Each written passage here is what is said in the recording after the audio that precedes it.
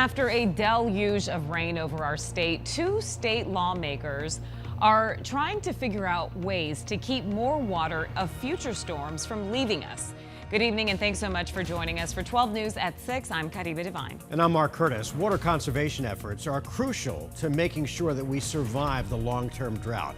Joe Dana is here with the latest on two key meetings that took place this week, as well as the latest global climate report. And Joe, it sure sounds like another urgent wake-up call.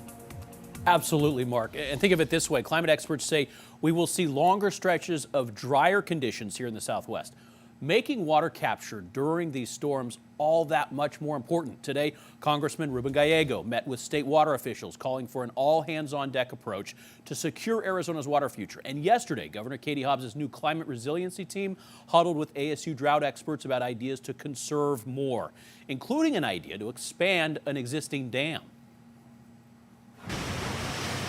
Two extremes. A new report about the increasingly dire consequences of global warming and unusually cold, wet weather across Arizona.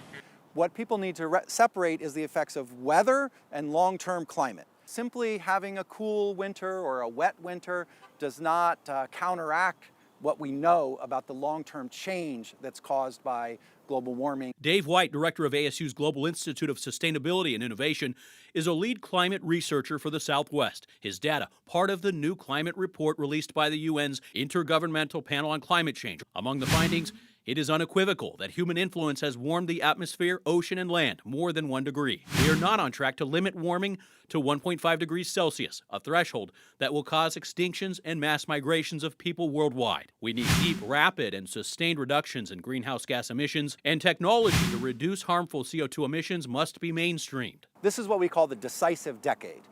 This is the decade, according to the United Nations, where we have a window of opportunity to make changes to both mitigate the negative effects of climate change and adapt to those effects. Adaptation is why White and ASU researchers met with the governor's new climate resiliency team this week. Amid a 1,200-year drought, state leaders plan to use technology and policy reforms to preserve water.